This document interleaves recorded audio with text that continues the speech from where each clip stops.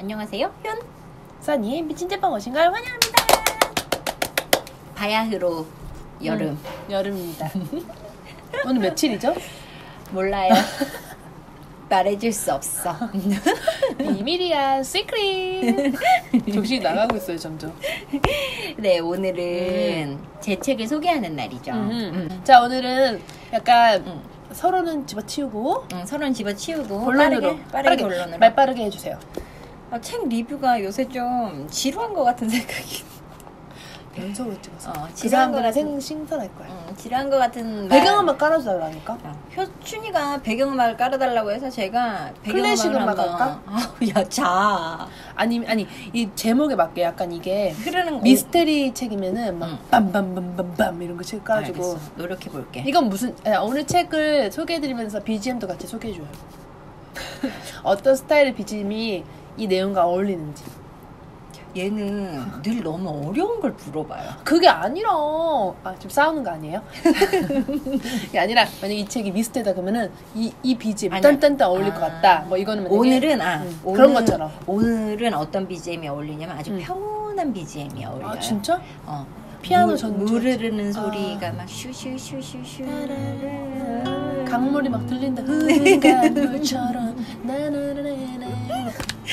나 좀 들리는 것 같아. 그지? 자, 이런 음악이 떠오르게 하는 오늘의 책은 짜잔! 뭐예요? 파울로 코엘료의 흐르는 강물처럼입니다. 이 책은 춘희가 저한테 2019년 1월에 선물한 책이고요. 제가 못 읽고 있다가 3월쯤부터 읽기 시작했는데 사실 처음엔 저는 이 책을 읽고 조금 살짝 실망했어. 왜? 아니, 나 에세이 안 좋아하잖아. 에세이인 거예요. 파울로 코엘료 작가님이 이제 단편으로 기고했던 에세이들을 모아놓은 에세이집인 거야. 근데 제가 에세이를 별로 안 좋아하거든요. 취향이 다르네. 그래서 조금 처음에는 좀 실망했는데 이 책을 읽고 나서 저는 이제 앞으로는 누군가한테 책을 선물할 때 전 책 선물하는 걸 되게 좋아하는데 이 책을 꼭 선물할 거예요. 넌 참 반전이 많다. 내가 줬던 책도 이 책 별론데 놓고 이건 너무 좋은 거야. 얘도 몇 개 있죠. 많죠. 나는 그 책을 잘 선물해. 좋은 걸 잘 찾아. 선택하는 센스가 있어. 센스가 있는 여자야. 인생은 센스가 없는데 책은 센스가. 아니요, 인생도 센스가 있어. 정리가 안 될 뿐이죠. 네. 정리는 네가 해주는 거잖아. 네, 그래서 이거는 제가 좀 전에 말씀드렸다시피 파울로 코엘료 작가님이 그냥 단편적인 내용들을 기고했던 것들을 뭉쳐놓은 거라서 뭐 특정한 주제가 있는 것도 아니고 근데 말 그대로 진짜 흐르는 강물처럼 강물에 맞게 이제 세월이 녹아져 있는 그럼 내용도 생각들? 약간 술술 읽히는 건가?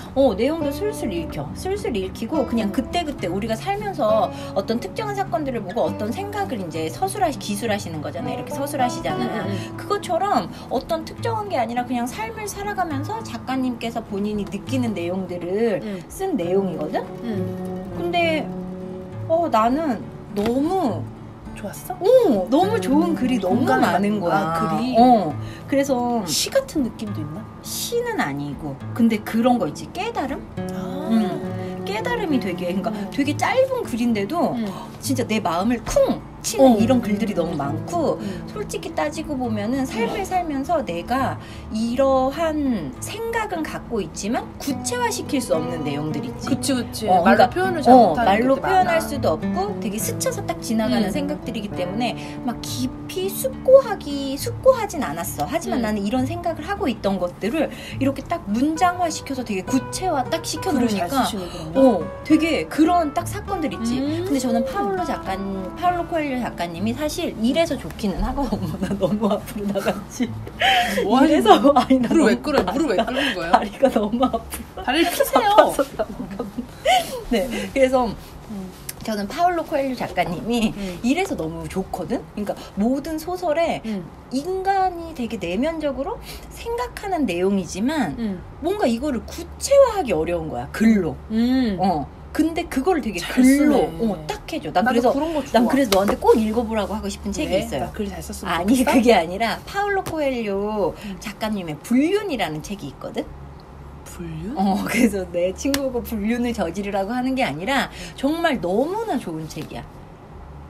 그래? 진짜. 네, 한번 아, 아무튼 그럼 뭐 다음번에는? 애니웨이. 그건 그렇고. 그럼 얘 하나만 읽어줘. 나 뭔지 궁금. 나도 약간 팍 가슴을 쳤으면 좋겠어. 저는 사실 친구들한테 되게 직설적으로 말을 되게 잘하는 편이고 또 아니면 말아가 진짜 많아요. 삶을 살면서 너 나 싫어? 그럼 말아. 그렇기 때문에 좀 더 직설적일 수 있는 것 같아. 그러니까 대부분의 사람들은 이 사람이 나를 싫어할까봐 또는 그치, 이 사람이 나를 불편해할까봐 하지 않는 액션들이 있잖아. 이 사람한테 불만을 갖고 있거나 이 사람이 되게 형편이 없어도 그냥 암묵적으로 넘어가 주는 게 되게 많잖아. 관계의 지속성을 위해서. 근데 저는 사실 그게 되게 없거든요. 그래서 되게 오래된 친구들도 많지만 오래된 친구라고 할지라도 제가 되게 할 말을 다 하는 타입이고 그러니까. 아니면 말아가 진짜 있어요. 제 행동에. 그럼 왜냐면은 네가 지금 되게 인격적으로 미성숙한 행동을 했기 때문에 나는 그거를 꼭 짚어줘야 되고 그래서 네 기분이 상해서 나를 만나고 싶지 않아 앞으로? 그럼 말아. 무서워요. 이런 생각이 되게 많았거든요. 친구들한테도 약간. 근데 여기에 징기즈칸의 얘기가 나와. 그래서 제가 찾아서. 나 고대 얘기 좋아하는데 그런 약간 옛날에 있잖아. 이런 얘기 좋아하는데 이런 얘기 되게 좋아하는데. 근데 옛날에 호랑이가 있었는데 시우한테 읽어주는 이소부와 말씀하시는 거예요? 아, 너 옛날 이런 얘기 좋아해 아무튼. 그래서 이게 제목이 징기즈칸과 그의 매라는 내용인데 이제 앞에 내용들은 대충 다 지나가고 결국에 내용은 뭐냐면 징기즈칸이 항상 데리고 다니던 매가 있었어. 근데 이제 엄청나게 애지중지하던 매인 거야. 그래서 어디를 가도 다 데리고 다니는 그런 매였는데 징기즈칸이 이제 다시 뭐를 전쟁을 하는 거 잠깐만 사냥을 부하들이랑 같이 하나만 걸리면 알지. 사냥을 갔는데 뭔가 목이 너무 탄 거야. 사냥을 갔는데 목이 너무 말랐어. 그러다가 기적처럼 바위를 타고 흘러내리는 작은 물줄기를 만난 거야. 그래서 즉시 이제 매를 내려놓고 은잔을 꺼내서 물이 찰 때까지 엄청 졸졸졸졸졸 내려오니까 한참이 걸린 거야. 그래서 그걸 딱 마시려고 하면 매가 그걸 툭 치는 거야.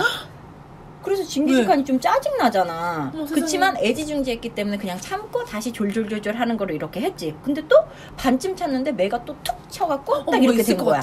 그러니까 아무리 사랑하는 짐승이지만 징기즈칸이 너무 화가 나는 거지. 그리고 자기의 권위가 있잖아. 그러니까 밑에 부하들이 자기를 보고 있는데 매가 자꾸 저렇게 하니까 그 사람들이 저 사람은 매한테도 저렇게 뭔가 못 다루고 막 이렇게 할까봐 그런 말이 퍼뜨려질까봐 설마. 그래서 검을 빼어들고 징기즈칸이 한 손으로는 샘물을 보고 한 손으로는 매를 이렇게 지켜보고 있었던 거야. 잔이 막 이렇게 차오르는데 매가 딱 날라드는 거지. 그래서 단칼에 걔를 딱 내리친 거야. 얘가 이제 또 이걸 칠 거니까. 그래가지고 어떡해? 얘가 죽었지. 당연히 매는 죽었지. 그리고 나서 물줄기가 딱 끊어졌어. 그래서 이렇게 올라가서 타고 올라가서 보니까 거기에 엄청난 독을 품기로 유명한 독사가 죽어 있는 거야. 그래. 그러니까 그 물을 뭐가 있을 것 먹었으면, 같아. 그지? 그 물을 먹었으면 얘는 죽은 근데 그걸 거지. 안 먹었어? 못 먹은 거지. 왜냐면은 매를 막 죽이고 나서 보니까 물줄기가 끊어져서 올라가서 보니까 독사가 있었던 거야. 어떡해. 그래가지고 결국에는 징기즈칸이 딱 이걸 보고 자기 행동이 너무 반성이 되잖아. 그래서 한쪽에는 매를 옆구리에 끼고 돌아와갖고 이걸 금으로 형상을 뜨게 해가지고 매를? 뭔가 이렇게 해가지고 이제 금 형상을 뜨게 해갖고 그걸 딱 만들어놔서 한쪽에는 분노로 행한 일은 실패하게 마련이다. 다른 한쪽에는 설령 마음에 들지 않는 행동을 하더라도 벗은 여전히 벗이다 라고 적었대. 근데 이게 모르겠어. 내가 이걸 보고 너무 감동을 해서 이거를 이제 스샷을 타서 내 친구한테 보여줬거든.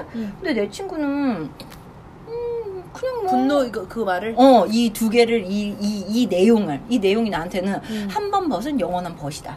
이게 이 내용도 쫙 알려줬어. 근데 걔한테는 이게 내용이 좋은 내용이긴 하지만 그렇게 와닿진 않았대. 나 와닿는데? 근데 나 같은 사람한테는 나처럼 뭔가 한 번 버심에도 그러니까 나한테 근래 그런 일화가 있었잖아. 내가 내 친구 결혼 문제로 내가 능파리한테 엄청 뭐라고 하고 막 이렇게 하면서 그러니까 일단 나한테 이런 사건이 있었었으니 이걸 딱 읽는데 내가 되게 맞게 살았다고 생각했거든. 내 행동이 되게 맞는 행동이라고 생각했거든. 근데 이거를 딱 읽는 순간 조금 반성하게 되는 되는 거야. 그래서 어떻게 했어? 연락했어요? 아, 내가 연락은 먼저 안 했고 걔가 먼저 연락이 오기는 했지. 타이밍 절묘하게 연락이 왔네? 생일이었으니까. 생일이라서 이제 연락이 그도 왔는데 잊지 않고 했다. 띠띠하게 받아들였을 수 있는데 내가 진짜 이걸 읽고 되게 큰 반성을 하고 있었거든. 그 전에 읽어서 다행이다. 그래가지고 신의 되게 나도 계시야. 흔쾌히 보통 땐 다시 연락이 오면 뭐 이렇게 되게 나쁘게 말했을 수도 있는데 되게 흔쾌히. 그래서 무언가 사람은 누구나가 다 실수를 할 수 있고 그렇잖아. 나 역시도 되게 훌륭한 인간이 아님에도 불구하고 나의 태도를 좀 반성하게 됐고 또 하나 여기서 되게 다시 태어난 거야? 다시 태어났어. 이제는 안 그럴 거야? 이제는 안 그럴 거야. 너한테 잘해줄게. 법만 그렇게 할 거예요? 법만 그렇게 할 거예요? 뭘요? 직장, 동료, 상사 다 해당되나요? 다 해당되지. 인생 다시 살 거예요. 네, 그리고 저는 연필을 여기서 비유한 내용이 있거든. 그래서 할머니가 애한테 연필 같은 사람이 되라고 재밌네 해. 책이. 나 이런 에피소드 좋아해. 그지? 할머니가 연필 같은 사람이 되라고 하거든. 그러면서 연필의 특징은 여기에서 말해줘. 첫 번째 특징은 내가 장차 커서 큰 일을 하게 될 수도 있겠지? 그때 연필을 이끄는 손과 같은 존재가 내게 있음을 잊지 말아라. 그걸 명심해라. 그러니까 우리는 그 존재를 되게 신이라고 부르고 그분은 언제나 너를 당신의 뜻대로 인도하신다. 우리가 막 잘 되면 사실 내가 잘해서 잘 됐다고 생각하는 사람들도 있잖아. 나도 그런 사람 아닌데? 어쨌든 그렇지만 그 연필의 가장 첫 번째 특징은 그거라는 거지. 그 다음에 두 번째 특징은 가끔 쓰던 연필을 쓰던 걸 멈추고 연필을 깎아야 할 때도 있다는 사실이다. 당장은 좀 아파도 심을 더 예리하게 쓸 수 있지. 너도 그렇게 고통과 슬픔을 견뎌내는 법을 배워야 해. 그래야 더 나은 사람이 될 수 있고 세 번째는 실수를 지울 수 있도록 지우개가 달려있다는 점이래. 특징이. 연필 지우개. 잘못된 걸 바로잡는 건 부끄러운 일이 아니야. 오히려 우리가 옳은 길을 걷도록 이끌어주지. 자, 네 번째 특징은 연필에서 가장 중요한 건 외필을 감싼 나무가 아니라 그 안에 있는 심이라는 거야. 그러니 늘 내 마음속에 있는 마음속에서 어떤 일이 일어나고 있는지 소리를 기울이래. 그리고 마지막 특징은 연필이 항상 흔적을 남긴다는 사실이야. 마찬가지로 내가 살면서 행하는 모든 일 역시 흔적을 남긴다는 걸 명심하렴. 우리는 스스로 무슨 일을 하고 있는지 늘 의식하면서 살아야 하는 거란다. 이렇게 좀 나 너무 감동인 거야. 괜찮다. 연필을 이런 식으로. 그래서 솔직히 제가 지금 애칭이 한나무잖아. 이걸 옛날에 읽었으면 한연필이라고 했을 것 같아. 연필 같은 사람이 되고 싶어서. 아니, 나무 같은 사람이 되고 싶어서 한나무라는. 너나. 그래서 진짜 내가 나중에 내 자식을 낳거나 아니면 누군가한테 조언을 해줄 때 그리고 나 역시도 되게 연필 같은 사람으로 살아라 라는 말을 해줘야 된다는 생각을 전혀 하지 못했던 거지. 똑똑한 것 같아. 그래서 되게 얘네 할머니가 얘한테 그렇게 얘기를 했대. 아, 진짜? 역시 될 사람은 얘네 할머니라기보다는 어쨌든 할머니가 편지를 쓰는 모습을 지켜보던 소년이 물었다. 막 이렇게 했더니 할머니한테 난 이런 거 좋아해. 짧게 하면서 교훈 딱딱 주는 거. 그래서 되게 이 부분도 감동이었고, 그리고 또 나를 되게 내 몸에 문신이 있잖아. 문신이 있는데 문신이 있는데 문신이 있는데 사실 내가 문신 두 번째 문신은 2개를 했었는데 그때 문신을 한 이유가 내가 8단어를 읽고 박웅현 작가님의 8단어를 읽었을 때 이게 아모르 페티라 맞아. 인생을 즐겨라, 운명을 사랑하라, 그 다음에 메멘토 모리, 죽음을 기억하라. 그러니까 순간에 최선을 다해서 살아라, 미래를 걱정하지 말고 순간에 최선을 다해서 살아라 라는 말이 이 2개를 합쳤을 때 나온 페티, 메멘토. 그래서 이제 그때 했던 건데, 여기에서도 그는 살아서 죽었다라는 말이 있어. 사람들은 죽음에 대해 깊이 생각하지 않는다. 사는 동안 쓸데없는 일들을 걱정하고 일을 미루고 중요한 순간들을 인식하지 못한 데 스쳐 지나간다. 위험을 감수하려 하지 않고 늘 푸념하면서도 막상 행동하기는 두려워한다. 모든 것을 달라지길 바라면서도 스스로는 변화하려 들지 않는다 라고 말을 하는데, 진짜 그러면서 이 사람이 그렇거든? 죽음에 대해 조금만 더 생각한다면 오래 미뤄온 일들을 그냥 안 하지 않을 거라는 거지. 뭐 예를 들자면 누군가한테 전화를 하는 거, 아니면 뭐 엄마 뭐 나 나중에 뭐 성공하면 효도할게 라든지, 아니면 뭐 나중에 뭐 하면 뭐 할게 라는 일들이 우린 되게 많잖아. 그런 것들을 진짜 조금 미루지 말고 바로바로 하는 것이 그러니까 죽음에 대해서 생각을 하면 근데 가끔 그런 얘기 하거든. 나랑 친한 친구 남편이 오빠가 맨날 그런단 말이야. 내일 죽지 않을 거기 때문에 오늘 이렇게 산다. 이렇게 열심히 사는 거다. 내일 죽을 확률이 훨씬 없으니까 이런 얘기 되게 많이 하거든. 근데 또 어떻게 생각해보면 당연히 내일 죽지 않을 확률이 더 높기는 하지만 좀 삶을 대면하는 자세를 내일 죽을지도 모른다라고 생각할 때 조금 달라지잖아. 나 내일 죽을지도 모른다 생각하면 막 살 것 같아. 그리고 인디언들이 이런 말을 한대요. 뭐라고? 세상을 떠나기에 특별히 좋은 날은 없다. 한 현자는 이렇게 말을 한대. 죽음은 언제나 당신 곁에 있다. 그리고 당신이 무언가 중요한 일을 할 때마다 필요한 힘과 용기를 주는 것은 바로 그 죽음이다. 오, 이거 괜찮네. 이거 괜찮다. 그래서 뭐 그런 내용들 그렇게 뜨는데? 그러니까 약간 글이 되게 짧거든. 한 편을 읽는데 이 사람이 파울로 코엘ho 작가님은 3분이 든다고 말을 해. 여기서 어림잡아 보건대 독자들이 요 한 섹션을 읽는데 한 3분 정도가 평균적으로 들 거래. 되게 많잖아. 그런 얘기를 해서 진짜 그냥 자기 전에 딱 한 편씩 읽으면서 생각하기 좋은 책이다. 그냥 오늘 하루를 되짚어 보면서 어느 상황에 맞춰서 나를 여기에 이입시켰을 때 이입이 안 되는 챕터는 사실 없거든. 괜찮았어? 조금 더 뭐 다시 읽어도 깊이 있게. 괜찮겠다. 되게 좋아. 그래서 좋은 게 너무 많은데 다 읽어줄 수는 없잖아. 빨간 머리 앤 책이 좋아, 이게 좋아요? 그것도 비슷하잖아. 우열을 가리기가 조금 힘들어? 어려운데 그냥 이 책은 훨씬 더 파울로 코엘ho 작가님의 글에는 난 근데 번역한 사람도 너무 대단한 것 같아. 어려워서. 아니 그냥 근데 그 영어니까 약간 그 내용을 딱 제대로 함축적으로 딱 쓰기가 그러니까 진짜 한국말도 되게 잘해야 되고 진짜 그래서 번역하신 분도 너무 번역하신 분 이름 한번 읊어주세요. 번역은 누가 하셨냐면요. 옹긴이. 박경희 옮김이세요. 똑똑하신 분이에요. 박경희 님이 옮기셨는데 너무 괜찮다. 그리고 내가 여기서 가장 감동 깊었던 건 우리는 어떻게 살아남을 것인가 라는 건데 이게 이제 노르웨이 한 회사가 우유의 대체 상품을 작가님한테 보내면서 막 여기에 투자해라 이렇게 말해. 우유는 더 이상 먹을 음료가 아니다. 그러니까 이 사람 입장에서는 엄마가 어릴 때부터 우리는 칼슘을 위해서 우유를 먹이잖아. 그러니까 뭔 소리야? 이렇게 이제 생각을 하면서 우연히 이제 이 분이 읽은 컬럼을 와이프가 컬럼을 여기에 보내는 거야. 근데 나는 이 내용이 너무 마음에 와닿았어.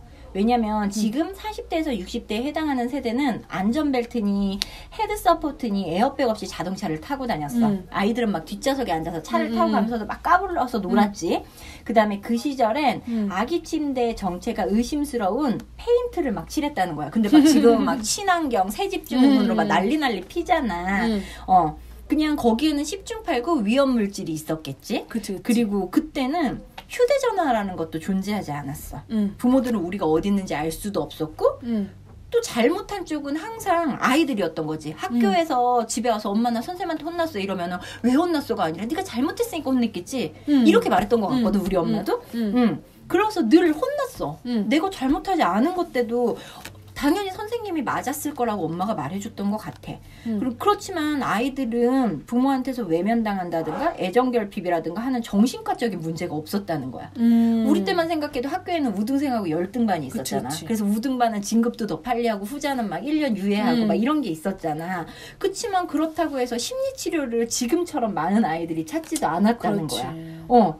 그냥 그런 시대를 살았음에도 불구하고 우리는 살아남았거든. 맞아. 이걸 딱 그 시대에 읽는데 살고 있다니 너무 슬퍼. 근데 나도 막 내 친구들이 시부모님들이랑 겪는 문제 같은 것들이 되게 많이 있잖아. 세상은 점점 더 편리해지고 세상은 점점 더 좋아지고 있잖아. 하지만 마음의 병도 더 깊어지는 것 같고 맞아. 우리가 좋아지는 게 별로 없어. 이게 그러니까 이렇게 편리해지는 거지 좋아지는 건가?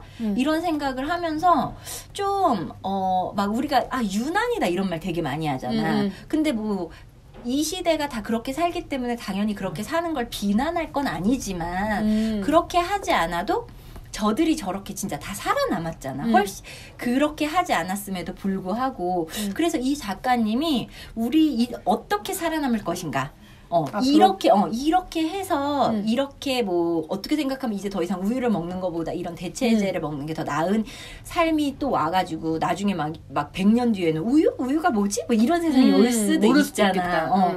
어떤 어떤 식으로 인류가 앞으로 살아남을 것인가 뭐 이런 얘기들을 하시는 것 같은데 되게 와닿았다. 그래서 어쨌든 나는 그냥 조금 우리가 지향하는 미래가 어떻게 생각해보면 이상적이지 않을 수도 있다는 걸 조금 생각하고 살아야겠다라는 그런 생각을 이 시대에 이제 아기를 낳고 사는 엄마로서 걱정이 많이 된다. 그럴 것 같아라는 내가 생각. 유난을 떨고 싶지 않아도 사회가 너무 유난스럽기 때문에 어쩔 수 없이 맞춰가야 되는 것이 그래서 맞는 것 그래서 거기에 발맞춰서 막 가다가도 한 번씩은 우리가 생각하고 지향하는 미래가 되게 이상적인 사회가 되지 않을 수도 있겠다라는 경각심은 한 번 정도씩 가져봤으면 좋겠다. 모든 사람이 가져야 이제 사회가 변화할 텐데. 맞아. 그런 생각을 조금 해봤어요. 맞아. 그리고 마지막 마무리를 하자면 난 이거 되게 좋았어. 근데 요즘 사람들은 통 얼굴을 마주하지 않습니다. 서로 만나지 않으면 사람은 성숙해질 수가 없어요. 뭔가를 원한다면 먼저 상대와 눈을 맞추십시오. 세상의 어떤 소통 방식도 눈을 맞추는 것보다 나은 것은 없습니다. 그래서 그냥 이런 소소한 삶을 살아가면서 내가 조금 더 지혜롭고 멋진 사람이 될 수 있는 그러한 생각들을 하게 해주는 되게 책이야. 근데 참 세상에는 좋은 책이 많다. 맞아, 너무 계속 많아. 나와. 결국에는 사람이 약간 성숙하려면 필요한 게 머리 미쳤네. 필요한 일이 생각을 해야 되잖아. 그러니까 사람이 성장하려면 생각을 해야 되잖아. 근데 생각을 하는 기회가 따지고 보면은 책을 읽는 시간을 제외하면 많은 사람들이 주어진 것들을 해내면서 사는 거지 무언가 더 깊이 있는 생각을 못한다고 나는 생각을 하거든. 그러니까 무언가를 읽고 고찰하고 그래야지 사람이 성장한다고 나는 생각을 한단 말이야. 그런 의미에서 이런 짧은 누군가가 쓴 에세이들을 읽으면서 조금 내 하루를 그리고 나를 조금 돌이켜보는 시간을 가지면 작심삼일이 안 될 수 있나요? 작심 3일이 돼도 나는 괜찮은 것 같아. 제가 지금 마무리하려는데 빼먹고 있던 말이다. 여기 파울로 코엘료님이 두려워해도 됩니다. 걱정해도 됩니다. 그러나 비겁하지는 마십시오. 어려워. 세상을 진짜 비겁하게 살지 않는 건 진짜 어려워. 비겁하다는 그 단어에 부합되는 그 행동과 그게 뭔가 어려워. 어려워. 이 행동이 비겁한지 안 한지를 판단하는 게 난 어려워. 그래? 그런 것들은 대부분 다 나는 비겁할 거야. 아니 내가 막 했는데 이게 나는 비겁하지 않다고 생각하는데 사람들이 비겁하다고 생각할 수 있는 거잖아. 사람들은 비겁하다고 생각할 거야. 그러니까 나는 이거 비겁한 거 아닌데 그냥 넌 왜 비겁하지 않다고 생각하는데? 예를 들어서 어떤 행동인지 모르겠지만 궁금하다. 지금 어떤 행동을 가지고 스스로는 비겁하지 않다고 생각하는데 아니 몰라. 나는 그냥 한 번도 살면서 내가 비겁하다는 생각을 안 해봤는데 남들이 봤을 때는 저렇게 비겁해 이럴 수 있잖아. 자 마무리 지읍시다. 네. 자, 효선이의 비겁하지 않은 여러분의 내일을 응원하며 오늘도 미친 제발 다음에 만나요 제발.